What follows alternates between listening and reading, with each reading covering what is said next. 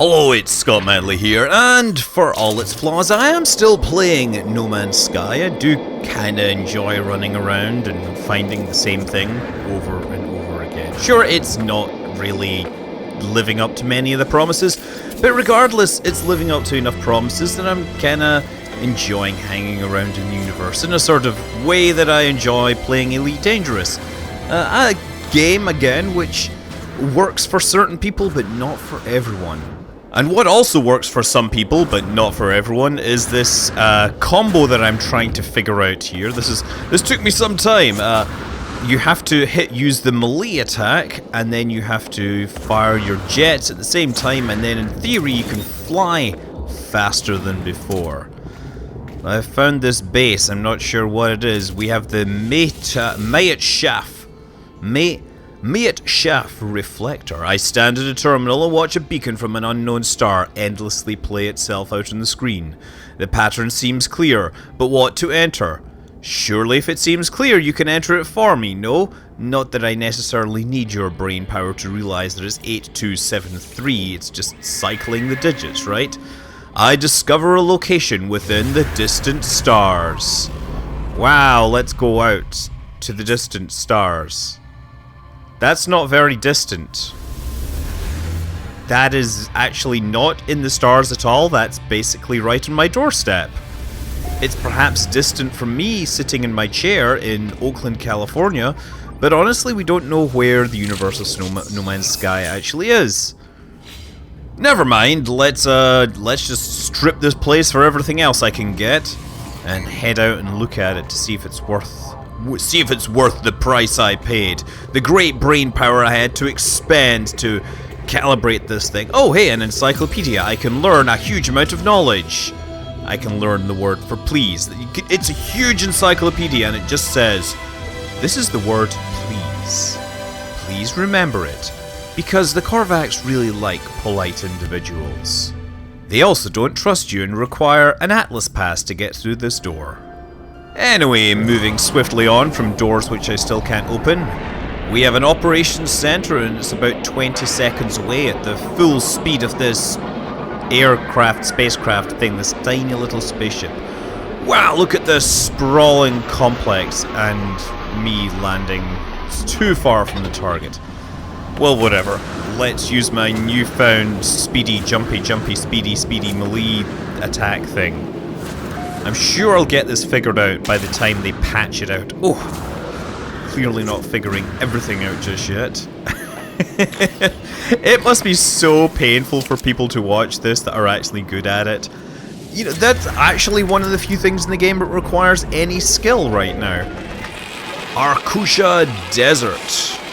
Okay, and boxes full of plutonium, which I don't know, at which point does the plutonium explode because I have too much in my pockets and it's a critical mass? I mean, that's the thing about plutonium, you put too much in one place and it has a tendency to explode. It's not like a nuclear reactor where you gotta have your moderators to slow down your neutrons to thermal speeds. No, plutonium will quite happily explode with fast, unthermalized neutrons.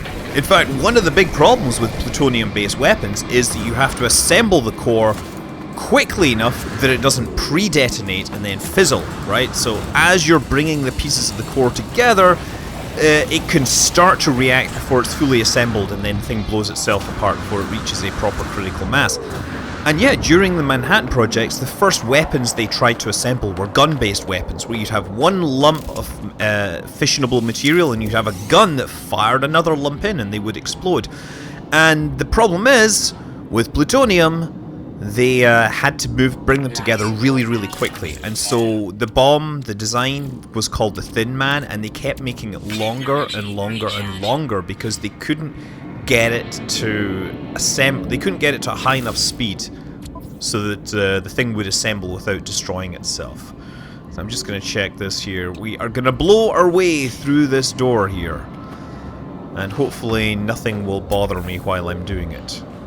Clearly I'm harking back to my Metroid Prime days because I'm messing around with the scanner to see if there's some weak points or something. No, I think it just says destroy. It tells me that I have to destroy it. It's taunting me saying, you know, your bolt caster is the only way through this door. So let's start shooting it. Sentinel reinforcements deployed. Well, as long as they can't kill me before I get through that door, I will be perfectly fine. As long as they're not going to deploy nuclear weapons and everything. Okay, reload. One last reload of this clip. We're at 2 wanted stars, that's up in the top right, and we're in! There's flashing red lights. Chaos ensues. Zoom Fleo Depot. An automatic processor scrambled the output of the terminal. I can make out a few words, but the rest is lost in static. And the only word I can make out is toxic. So let's try to do something with gas, because I don't see how the others could necessarily be toxic. And the electronic overseer stuff works! Yes, I have found an aeration membrane tow that helps me swim underwater. That would have actually been really useful in the last episode where I had to spend a lot of time swimming under something that was very, very cold. Okay, still explorifying this world here. We have... I don't know what this is. We have another little base here. Drop down, jump out, run around, and get down. That's the new fashion on the dance floor. It's called the No Man's Disco. No, it's not. I'm just completely making that up. Aesol Badlands is undiscovered, but it will be discovered now. I'm guessing when it says undiscovered, it means it's not previously discovered and I've discovered it. Let's just save the game here. There we go. You discovered this on 8/16/2016, and I've no idea when you'll be watching this, but it's telling you when I'm playing it. Got some gold, got some Korvax stuff. Let's refill my life support with the power of carbon. I've actually used up all my carbon. Now I've used up all that pile of plutonium. Wow, numbers are really, really decreasing rather rapidly. But I shall endeavor to stay alive until I have reached the center of the galaxy or got bored of this game, whichever comes first. I see a door here beckoning me to come in, but it is open. Something doesn't smell right here. Ooh, a lot of red stuff. No, I haven't seen any life forms in this planet other than the plants, but this looks pretty scary. Ooh, yeah. Atlas pass required. Let's be extra careful. I don't know if this stuff will attack me.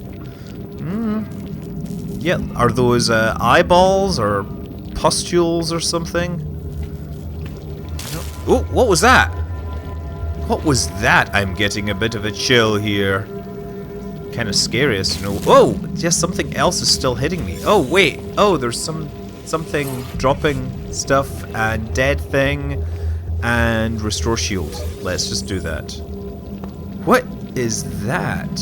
What is that? The shielding restore effect that I'm seeing here? Plutonium. And yeah, it looks like... Oh, is that like a thing? Can I shoot that?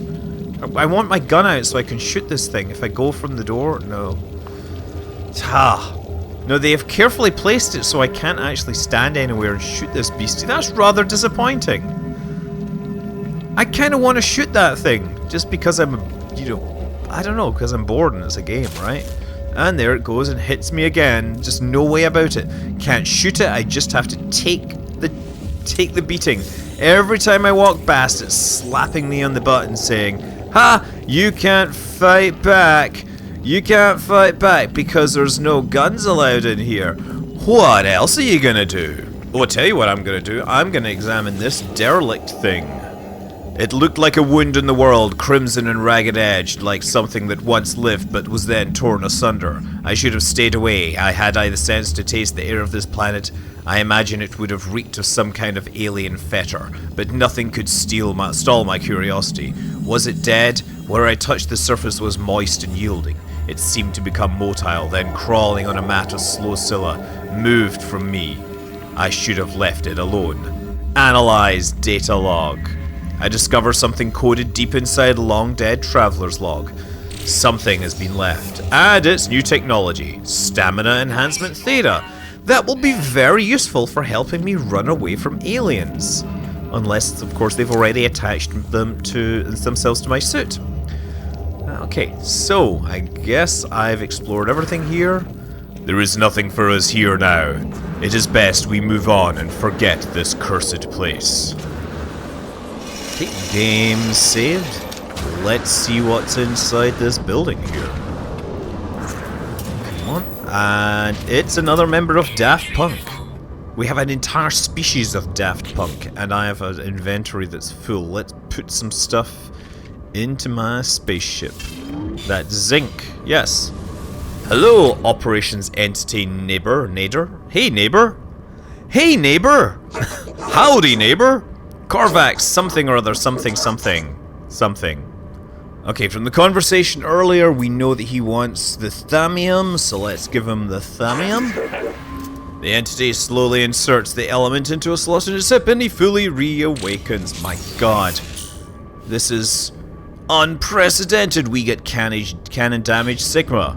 I don't know if that's good because I haven't really used these things in space, but my standing with the Korvax is increased and I can now take a look around. Oh, wait a second, we have a pink gun.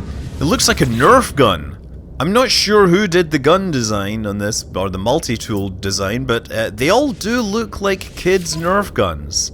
Okay, well, I think I would be foolish not to accept the extra slots here because I mean, sure, I could use some more slots in my ship, but I'll have some slots in my multi-tool. Terminal J59, K17, Galactic Trade Terminal. Sell some items. What do we have? We have the Gek Charm. No relation to the Gek in Fallout. Gek is, of course, the Garden of Eden construction kit. Gek here doesn't have the letter C, so it's the Garden of Eden kit. Or the Getting Everyone Kicked, or Get Educated Korvax. So, turns out the game really has this kind of dumb loop where you can request a new word from these guys. It costs 20 carbon to talk to them. And, of course, you get a little bit of carbon and you go and say, hey, could you teach me a word? Then, of course, you give them more carbon and you say, well, present you with some new questions. So what do? Well, you gotta listen to him talk, or her. And in this case, I can request a shield recharge or healing, or request an isotope. And what does he do after I give him 20 carbon? He gives me like 80 something carbon. Yes, 74 carbon. So I'm up now. I'm up a bunch of carbon. Hey, have you got anything else for me? Korvax, ich something or other, Lemsky. The electronic item looks at me. Request a new word.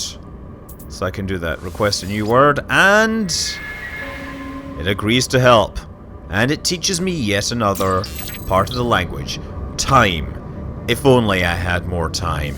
But as boring as that is, it is a much faster way to learn the language than finding a couple of stones next to your monoliths or ancient monuments. Learned 20 words. I tell you, by the time I'm through this, I will know hundreds. I'm just not going to show you all of that because it would take so long. Okay, what have we got here? It's hard to tell. I'm just going to land roughly in the area as soon as it will let me. Looks like the target I was looking for is just behind me. Somewhere over there? Or somewhere up there. Let's go up there. Wait a second. Oh! Yeah, there it is! Big yellow cheese cube with blue inset. Ashes of the Hair-Senda or Harakenda. Hair-Senda, the brilliant light from the ancient marker encircles me, engulfing my mind with the memories and voices of the Korvax echoes. The dreams of entities who once worshipped here become my own. The Atlas interfaces drift alone in the endless void. They are silent, they are unknowable fragments of an ancient whole. Yet their imprint on time and space molds our existence. Look, just teach me a word. The knowledge of the Korvax convergence increases by the word back. So now I can tell the Korvax at 1/3 of the title of Sir Mix-a-Lot's biggest hit. Oh, it looks like a delightful little French churchyard or something. Look at that. It has like flowing stuff in the wind. How interesting. You don't usually find monuments with flags and stuff on them. Korvac's word for future. This is clearly a future monument where flags are back in style. L'Aquitog. Landmark. This strange stone marker imparts the wisdom of the Korvac's echoes to those who would desire it. I do not know what dialect it speaks, yet somehow I understand the story of those who once worshipped here. The Korvac's echoes tell of a time long ago when the monoliths of the Atlas awoke the civilizations of the Outer Edge. Their presence filled them with a desire for knowledge. From these beginnings, empires were born, spoke out and fell silent once more. An eternity that cannot be quantified passed. Well, that's fantastic. Help me out with the language here, just so I can understand it. What word shall I learn? It's like word bingo. Pure. Well, I can tell them about the Lightning Seed's first record. Okay, I've had enough bumbling around on the surface. I should probably do some, like, structured play that advances my progress. So I'm going to go to this station and look for a dynamic resonator. I'm pretty sure I can buy it from the market. Engage the drive. Good thing this station is nearby because I do not want to wait forever. Pulse engine offline. Station proximity. Proximity alert. Proximity alert. Fly in here. I wish I could fly this manually. That would be fun. Okay, dynamic resonator. I need you for my hyperdrive. So let's go down to the ship. Okay, modify, install, hyperdrive. Yes! And now I can move to another star. At least if I can figure out how to fuel the darn thing. It's almost like they put another thing in my way to make sure that I would do some more exploring. Scanner is going and we have an incoming signal. Incoming signal is where? It's around there. It's around the corner. There, it's right in the middle of this planet I've already visited and explored. Engines charging. Prepare for arrival. Prepare for re-entry. Prepare for moving through the atmosphere and making flyery things, even though they're probably not physically correct. Nice colors on that. Again, not really physically correct, because surely the stuff nearest the front would generate more flame. Okay, so let's try and land on the landing pad. Keep aim, keep aim, keep pressing E. Oh, no, it's flipped me over. And am I gonna... Nope, not even gonna land on the landing pad. What do you have to do to land on the landing pad? Is this a bug that I have yet to get fixed? Come on, move and jump, move and jump. Oh, it's Ibs Crossing. I wonder if we got Obs Crossing somewhere. Hey, it's another Daft Punk dude. God, I wonder how many people make those jokes. Do you have anything for me? Am I gonna get lucky? Oh, Occams. Convergence entity Occams. What can you do for me? Atlas.